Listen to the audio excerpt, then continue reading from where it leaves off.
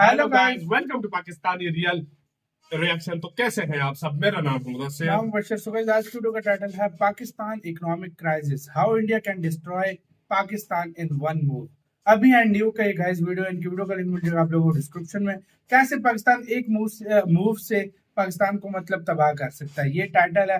पहले देखते हैं क्या सीन है, कौन सा वो मूव है भारत का, बाकी बातें करेंगे बाद में। तो बिना किसी देरी के देखते हैं, काउंटडाउन करते हैं स्टार्ट। भारत के पास पाकिस्तान के अगेंस्ट एक सबसे बड़ा हथियार है, एक ऐसा हथियार जो न्यूक्लियर वेपन से भी ज्यादा स्ट्रॉन्ग है, जो एक ही मूव में पाकिस्तान का जीना इम्पॉसिबल कर सकता है। लेकिन आज तक हमने उसे कभी भी यूज नहीं किया। इस हथियार का नाम है वाटर। पाकिस्तान में जाने वाली नदियां भारत से होकर गुजरती है और हम पिछले 75 सालों से हमारा पानी पाकिस्तान को देते आए हैं। वो भी 50-50 नहीं, 80% पानी को हम खुशी खुशी अलविदा कहते हैं। Bye bye, tata, goodbye, गया। लेकिन क्यों? इंडस वाटर ट्रीटी की वजह से। ये है हमारी नई सीरीज पाकिस्तान एक्सप्लेन, जहां हम पाकिस्तान को समझने की कोशिश करते हैं, उनके प्रॉब्लम्स को एक इंडियन पर्सपेक्टिव से देखते हैं। अगर आपको इस वीडियो से वैल्यू मिलती है तो इसे अपने दोस्तों के साथ शेयर कीजिए, और अगर आप यहाँ पर नए हैं तो चैनल को सब्सक्राइब करना ना भूलिए। क्या है इंडस वाटर ट्रीटी? ठीक एक महीने पहले भारत ने पाकिस्तान को एक नोटिस भेजा और अब पाकिस्तान के पास बस 90 दिन है रिप्लाई देने के लिए। अगर पाकिस्तान इस नोटिस का ढंग से रिप्लाई नहीं देता तो भारत इंडस वाटर ट्रीटी छोड़ सकता है। ये ट्रीटी इतनी इंपॉर्टेंट क्यों? 1947 में ब्रिटिश ने भारत के 3 टुकड़े किए, mainland Bharat, east Pakistan and west Pakistan. लेकिन यहाँ सिर्फ लैंड का ही नहीं, कई चीजों का बंटवारा हुआ, जैसे military, IAS officers and natural resources like water. ये है सिंधु नदी जो भारत से होकर पाकिस्तान जाती है और फिर अरेबियन सी में मिलती है। इन नदियों के पानी पर किसका क्लेम था? ब्रिटिश एरिया में बांधे गए कनाल्स, बराजेस, वाटर वर्क्स का क्या? इनसे किसका फायदा होगा? इन सारी चीजों पर जमकर फाइट्स हुई। पार्टीशन के समय पंजाब के मेजर कनाल्स जो ब्रिटिशों ने बनाए थे वो भारत में आ गए। तो इन कनाल से कितना पानी पाकिस्तान में छोड़ा जाएगा,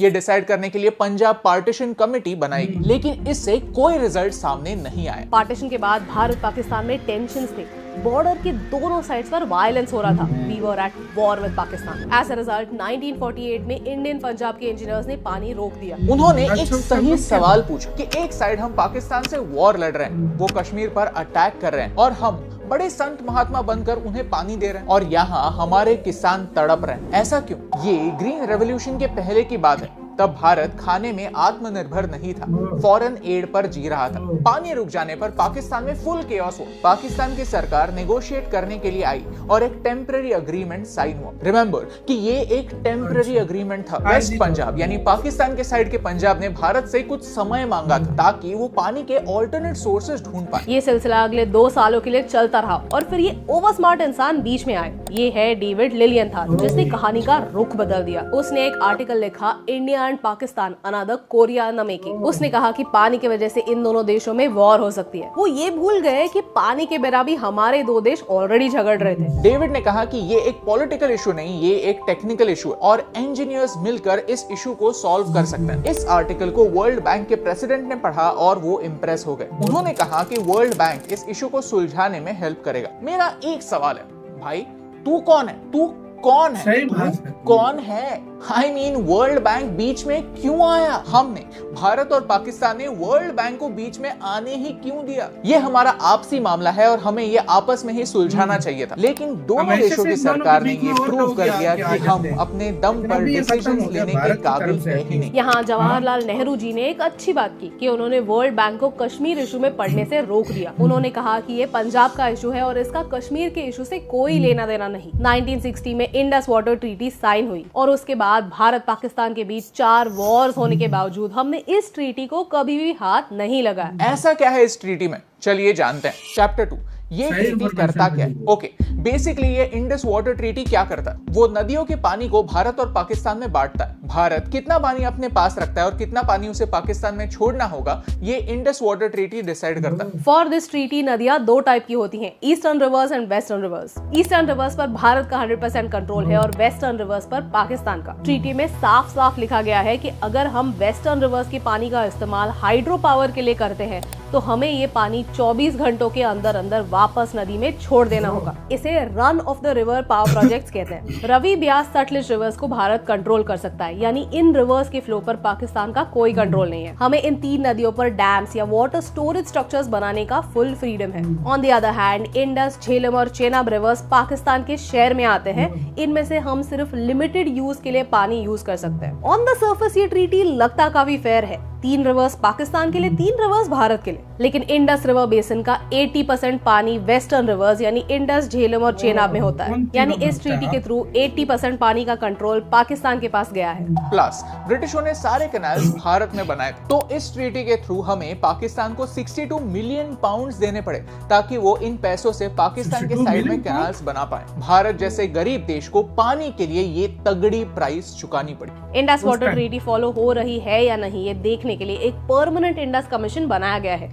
ताकि वो दोनों देशों पर नजर रख पाए और प्रॉब्लम्स को सॉर्ट आउट कर पाए। कमीशन के मेंबर्स विजिट्स प्लान कर सकते हैं वाटर स्टोरेज साइट्स, डैम्स और कनाल्स को इंस्पेक्ट करने के लिए टू एंश्योर कि ट्रीटी के प्रोविजंस फॉलो हो रहे हैं। इस कमीशन ने पिछले 60 सालों में 118 विजिट्स प्लान किए हैं। अगर इस कमीशन को लगता है कि ट्रीटी फॉलो नहीं हो रही है तो इस ट्रीटी में एक 3 टियर रेजोल्यूशन सिस्टम मेंशन किया हुआ है। क्वेश्चन, डिफरेंस और डिस्प्यूट। पहला स्टेज है क्वेश्चन, जहां एक देश दूसरे देश के एक्शंस पर सवाल उठा सकता है। अगर 2 देश इसे अपने लेवल पर सॉल्व नहीं कर पाए तो ये डिफरेंस का रूप लेता है। फिर वर्ल्ड बैंक बीच में आती है। ये सो कॉल्ड न्यूट्रल एक्सपर्ट एक टेक्निकल एक्सपर्ट होता है जिसे वाटर इंजीनियरिंग की नॉलेज होती है। इससे पहले कई डिफरेंसेस ऐसे एक न्यूट्रल एक्सपर्ट ने सॉल्व किए हैं। फॉर एग्जाम्पल 2007 में भारत चेनाब नदी पर एक 450 मेगावाट का हाइड्रो इलेक्ट्रिक पावर प्रोजेक्ट शुरू करना चाहता था। पाकिस्तान ने इस प्रोजेक्ट पर ऑब्जेक्शंस रेज किए। फिर न्यूट्रल एक्सपर्ट ने आकर प्रोजेक्ट की डिटेल्स को वेरीफाई किया और फिर माइनर मॉडिफिकेशंस किए। इस हाइड्रो इलेक्ट्रिक पावर प्रोजेक्ट को कॉम्पेंसेट करने के लिए उन्होंने और ज्यादा पानी पाकिस्तान को अलॉट किया। अगर ऐसा एक्सपर्ट भी इशू को सॉल्व नहीं कर सकता तो डिफरेंस डिस्प्यूट में बदल जाता है। डिस्प्यूट को रिजॉल्व करने के लिए दोनों देशों को इंटरनेशनल कोर्ट ऑफ आर्बिट्रेशन यानी नेदरलैंड्स में जाना पड़ता है। ये कोर्ट दोनों साइड्स को सुनेगा, सारे रिप्रेजेंटेशंस और टेक्निकल स्टडीज देखेगा और फिर अपना डिसीजन पास करेगा। फॉर एग्जाम्पल भारत चेनाब नदी पर किशनगंगा पावर प्रोजेक्ट बिल्ड करना चाहता था, बट 2011 में पाकिस्तान ने कोर्ट ऑफ आर्बिट्रेशन में कंप्लेंट की। कोर्ट ने पावर प्रोजेक्ट के हाइट को कम करने के लिए कहा।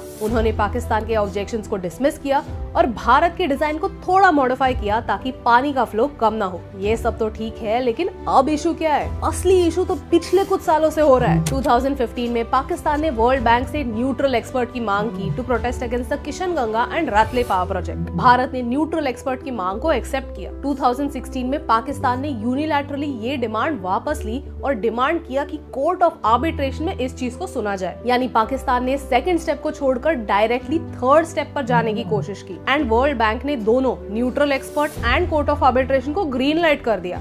ट्रीटी खुद कहती है कि जब न्यूट्रल एक्सपर्ट अपना ओपिनियन दे रहा है तब कोर्ट ऑफ आर्बिट्रेशन अपने प्रोसीडिंग्स नहीं कर सकता। उन्हें सेकंड स्टेप को छोड़कर थर्ड स्टेप पर जाने की जरूरत ही नहीं है। अगर इन दोनों पार्टीज ने अलग अलग ओपिनियंस दिए तो किसका ओपिनियन सही होगा? वर्ल्ड बैंक का एक ही काम है कि ट्रीटी के प्रोविजंस फॉलो हो रहे हैं कि नहीं ये देखो। वर्ल्ड बैंक के पास कोई वीटो पावर नहीं है डिसाइड करने के लिए कि कौन सही है और कौन गलत। भारत के प्रोटेस्ट के बाद वर्ल्ड बैंक ने इस प्रोसेस को पॉज कर दिया था, लेकिन मिस्टीरियसली 2022 में ये प्रोसेस फिर से शुरू कर दिया। इसी इशू के प्रोटेस्ट में भारत ने पाकिस्तान को ट्रीटी अमेंडमेंट का नोटिस भेजा।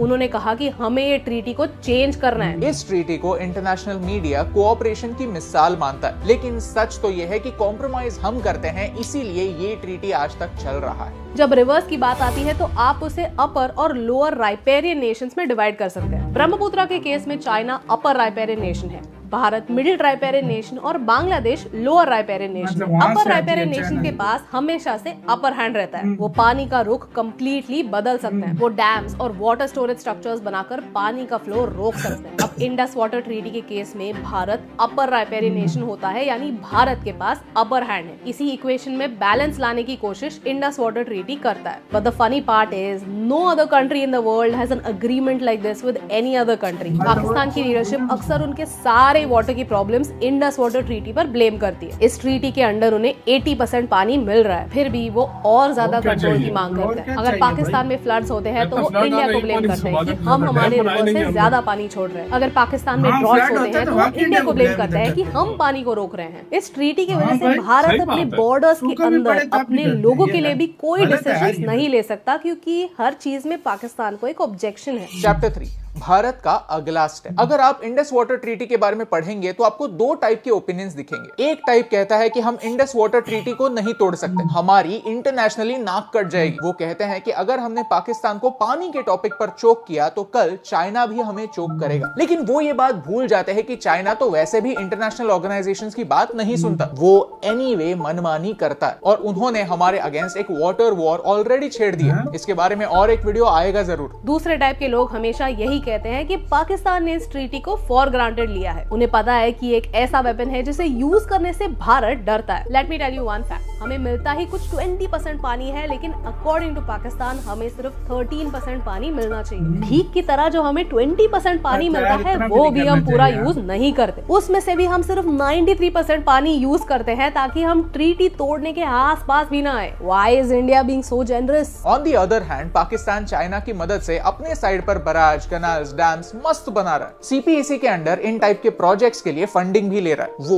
उनके साइड के पॉपुलेशन की पानी की रिक्वायरमेंट पूरी कर रहा है और हम अच्छी इमेज रखने के लिए हमारे लोगों को इग्नोर कर रहे हैं। अब इंटरेस्टिंग बात यह है कि जम्मू और कश्मीर ने भारत को 2003 में ही कहा था कि आप इंडस वाटर ट्रीटी को एक बार फिर देखिए, क्योंकि आज भारत के जम्मू और कश्मीर के लोग इस पानी का इस्तेमाल नहीं कर सकते। अब जाकर भारत ने पाकिस्तान को नोटिस भेजा है। भारत ने जो नोटिस भेजा है वो स्ट्रिक्टली कॉन्फिडेंशियल है, इसकी डिटेल्स पब्लिक में अवेलेबल नहीं है। ये वीडियो बनाते समय पाकिस्तान ने इस नोटिस पर कोई रिस्पॉन्स अच्छा, नहीं अभी तक भेजा है। नहीं अब दो चीजें हो सकती हैं, एक कि पाकिस्तान इस नोटिस पर रिस्पॉन्ड करेगा एंड दूसरा कि पाकिस्तान इस नोटिस पर रिस्पॉन्ड नहीं करेगा। अगर पाकिस्तान कोई रिस्पॉन्स नहीं भेजता तो Bharat Indus water treaty exit कर पाएगा। ये हमारे फार्मर्स के लिए एक बड़ी जीत होगी, क्योंकि फिर हम जो 80% पानी जाने दे रहे हैं उसे यूज कर पाएंगे। Chapter 4 conclusion. You know the interesting part, जब हम इंडस वाटर ट्रीटी के बारे में रिसर्च कर रहे थे, पेपर्स पढ़ रहे थे, तो हमें सारे रिसर्च पेपर्स सिर्फ पाकिस्तानी प्रोफेसर्स ने लिखे हुए मिले, जो कहानी को सिर्फ उनके साइड से दिखाते हैं। वो अभी भी कहते हैं कि आयूब खान को ब्लैकमेल करके ये ट्रीटी साइन करवाई गई थी। 80% पानी मिलने के बाद भी पाकिस्तान खुश नहीं है। वो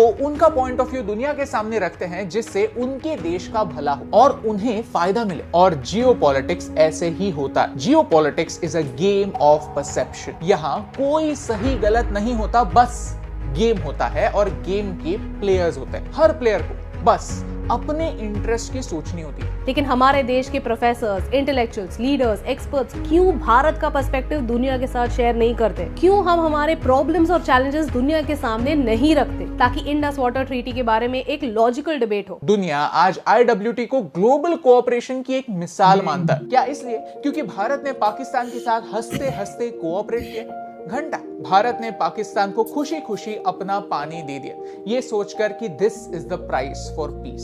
बट इज दैट ट्रू? क्या IWT ने किसी वॉर को रोकने में कोई मदद की? क्या पाकिस्तानी मिलिट्री ने ये याद रखा कि अगर वो भारत पर अटैक करते हैं तो हम उनका पानी रोक सकते हैं और उनकी आम जनता को एक क्राइसिस में डाल सकते हैं? Absolutely not. They took us for granted. They took the future of their people for granted. और ये भारत की स्ट्रेंथ नहीं, ये भारत की वीकनेस। पानी को हम जीवन कहते हैं। पानी दुनिया में सबसे वैल्यूएबल रिसोर्स है और सिचुएशन यही है कि पंजाब का ग्राउंड वाटर खत्म हो रहा है। आने वाले 20 सालों में पंजाब एक डेजर्ट होगा और तब हमें किसी भी तरह से नदियों के पानी की जरूरत होगी। तब हम क्या करेंगे? एक झटके से इंडस वाटर ट्रीटी तोड़ देंगे या पाकिस्तान के साथ वॉर लड़ेंगे? इंपॉर्टेंट बात यह है कि हम आज ही से नेगोशिएशन स्टार्ट करें ताकि 20 साल बाद होने वाले वायलेंस को हम टाल सकें, एक रैशनल कंक्लूजन तक बिना वॉर पहुंच सके। अगर आपको इस वीडियो से वैल्यू मिली, कुछ नया यार वीडियो खत्म यार, बहुत ही डीपली इन्होंने समझाया, बहुत डीपली और समझाया, इतना वाकई में। कमाल का समझाया कि हमें सीरियसली नहीं पता। इधर बाकी अभी सैलाब आया था पिछले दिनों, कहते हैं इधर कुछ लोग आके आड़ में इंफ्रास्ट्रक्चर की बात नहीं होती, इधर बात ये होती है